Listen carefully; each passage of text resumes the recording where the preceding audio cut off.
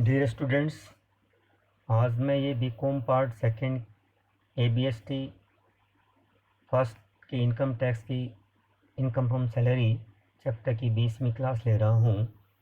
देखिए, पिछले क्लास में मैंने आपको टैक्सेबल अलाउंसेस के बारे में बात की थी, होली टैक्सेबल अलाउंसेस के बारे में। ये पॉइंट है होली एग्जम्प्टेड अलाउंस, यानी पूर्णतया कर मुक्त भत्ते। देखिए, एक चीज़ मैंने बताई थी टैक्सेबल अलाउंसेस के मामले में कि जब तक कोई भत्ता, यदि कोई अलाउंस पूर्णतया करमुक्त घोषित नहीं किया हुआ है तो वह टैक्सेबल की कैटेगरी में आता है। तो देखिए, जो पूर्णतया करमुक्त भत्ते हैं उनको यहाँ मैं डिस्कस कर रहा हूँ। एक है विदेश भत्ता या विदेशी भत्ता कहेंगे इसको, फॉरेन अलाउंस। यानी कोई भी व्यक्ति जो कि सरकारी कर्मचारी है, सरकारी कर्मचारियों को ही यह छूट है।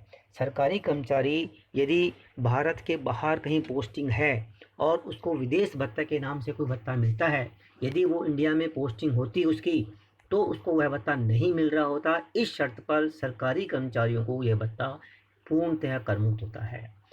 HC का मतलब है हाई कोर्ट, SC का मतलब है सुप्रीम कोर्ट। हाई कोर्ट और सुप्रीम कोर्ट के जो जजेज हैं, न्यायाधीश हैं, उनको जो अलाउंसेज मिलते हैं वो भी पूरी तरह एग्जेम्प्ट हैं। अलाउंसेज फ्रॉम यूएनओ में काम करने वाले कर्मचारी, यूएनओ को मतलब यूनाइटेड नेशंस ऑर्गेनाइजेशन, तो इनके कर्मचारियों को जो अलाउंस मिलता है वो भी एग्जेम्प्ट है, टैक्सेबल नहीं होगा। Allowances received from SAARC members state, तो सार्क कुछ 7 कंट्रियों का कुछ एक एसोसिएशन बनी हुई है ना। तो उन कंट्रीज़ की जो एसोसिएशन, जो सार्क सम्मेलन भी होता है, उनके मेंबर्स के रूप में उनको यदि कोई अलाउंस मिलता है तो वो भी पूरी तरह से एग्जम्प्ट है। Allowances received by the chairman and the member of UPSC यानी यूनियन पब्लिक सर्विस कमीशन, और ये जो इनके जो चेयरमैन है, इसके मेंबर हैं यूपीएससी के, इनके मेंबर्स को कोई अलाउंस मिलता है तो वो भी पूरी तरह से एग्जम्प्ट हैं। ये हमने 5 तरह के एग्जम्प्टेड अलाउंस की बात की है। इनके अलावा यदि कोई अलाउंस है तो वो टैक्सेबल होगा, लेकिन कुछ अलाउंस ऐसे हैं जो पार्टली एग्जम्प्टेड अलाउंस की कैटेगरी में आते हैं, अंशतः करमुक्त अलाउंस। देखिए, ये भी अलाउंस क्या है, कर्तव्य पालन हेतु किए गए व्ययों की पूर्ति हेतु भत्ते।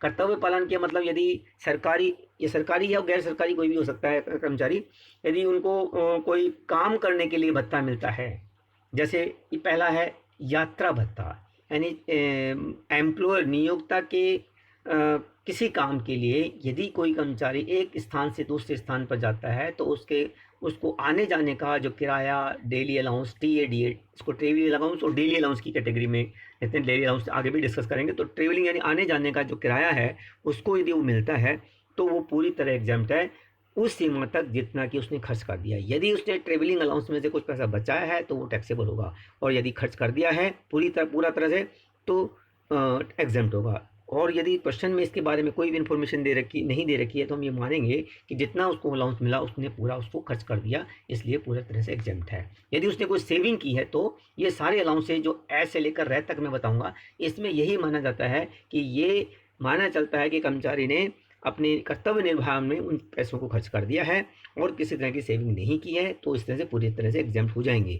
लेकिन यदि क्वेश्चन में कहा जाए या कोई वो बताता है कि मैंने सेविंग कर ली है, यानी जितने पैसे उसको अलाउंसेस के रूप में मिले हैं, इन अलाउंस जो 3 और 6 अलाउंस हैं, इनके संबंध में यदि कोई अलाउंस में पैसा बचाया है तो वो टैक्सेबल हो जाएगा।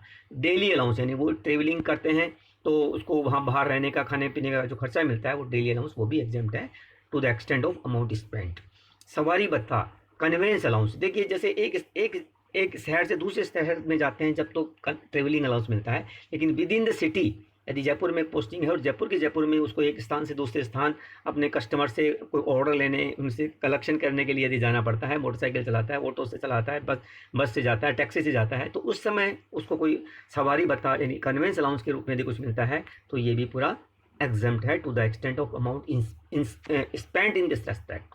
सहायक रखने हेतु भत्ता, कई बार कर्मचारियों को उनका एक हेल्पर रखने के लिए भी अलाउंस मिलता है। जैसे मान लीजिए किसी को अपने एक वैक्यूम क्लीनर का डेमोन्स्ट्रेशन करने के लिए कहीं जाना है, तो उसको अपने एक सहायक रख लेगा और सहायक के माध्यम से वो अपने अपने चीज़ों को अपने डेमोन्स्ट्रेट कर लेगा। तो उस तरह का यदि कोई अलाउंस मिलता है तो वो भी एग्जेम्प्ट है to the extent of amount spent in this respect.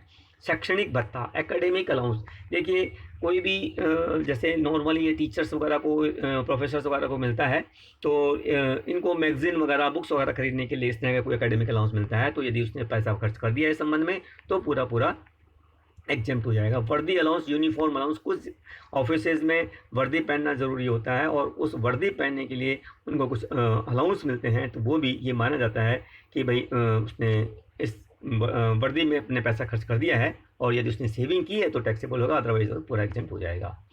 निजी व्ययों की पूर्ति हेतु भत्ते, allowances to meet personal expenses. Personal expenses ये तो पहले सरकारी यानी ये तो पहले कर्तव्य निर्वहन से संबंधित है, और यदि खुद के खर्चे बियर करने के लिए यदि कोई अलाउंस मिल देता है एम्प्लॉयर, तो एक है चिल्ड्रन एजुकेशन। हम बच्चों को स्कूल में कॉलेज में पढ़ाने के लिए यदि कोई अलाउंस मिलता है तो वो 100 अब maximum up to ₹100 per month पर चाइल्ड, पर मंथ पर चाइल्ड, और ज़्यादा से ज़्यादा 2 बच्चों के लिए इस तरह का अलाउंस मिल सकता है, इससे ज़्यादा नहीं।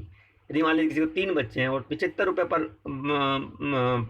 पर चाइल्ड उसको मिल रहा है, तो 75 इंटू 75 प्लस 75 यानी ₹225 पर मंथ मिल रहे हैं, लेकिन हम 2 बच्चों को एग्जाम करेंगे 75 प्लस 75 यानी ₹150 पर मंथ ही एग्जाम करेंगे, इससे ज़्यादा नहीं करेंगे। ये ध्यान रखने वाली बात है। ये ₹100 पर मंथ पर चाइल्ड मैक्सिमम है और मैक्सिमम फॉर 2 चिल्ड्रन है ये। इसी तरह से allowance to meet the hostel expenses, यदि कोई कर्मचारी किसी कर्मचारी को हॉस्टल बच्चों के पढ़ने के लिए हॉस्टल अलाउंस के रूप में भी कुछ मिलता है, बच्चे हॉस्टल में रहते हैं, पढ़ ही रहे हैं और हॉस्टल में रहते हैं, हॉस्टल में रहते हुए पढ़ते हैं, उसके बदले भी नियोक्ता उनको कोई अलाउंस देता है, तो ₹300 पर मंथ पर चाइल्ड मैक्सिमम फॉर 2 चाइल्ड, ये भी अलाउंस एग्जेम्प्ट है। तो ध्यान रखिएगा, इसकी कैलकुलेशन बहुत इंपॉर्टेंट है। ये है अप टू 300 पर मंथ पर चाइल्ड और मैक्सिमम फॉर 2 चिल्ड्रन। ये ध्यान रखने वाली बात है कैलकुलेशन के पॉइंट ऑफ व्यू से। यदि एक मान लीजिए सपोज ₹100 पर मंथ ही मिल रहा है एक बच्चे का हॉस्टल के रूप में और 3 बच्चे हैं उसके, ठीक है, ₹300 पर मंथ, तो ₹300 तो अपने एग्जाम वैसे ही है, लेकिन ऐसा नहीं है। ₹100 पर मंथ मिल रहा है, मैक्सिमम 2 चिल्ड्रन के ही मिलेंगे, ₹200 ही एग्जाम होंगे, ज़्यादा नहीं होंगे। यदि हाँ 300 मिल रहे हैं, 3 बच्चे के मिल रहे हैं, ₹900 पर मंथ है, तो 300 प्लस 300 यानी ₹600 ही एग्जाम्प्ट होंगे, उससे ज़्यादा एग्जाम्प्ट नहीं होंगे। ये हम पार्शियल अलाउंसेस के बारे में और अलाउंस अगले क्लास में लेंगे। Thank you.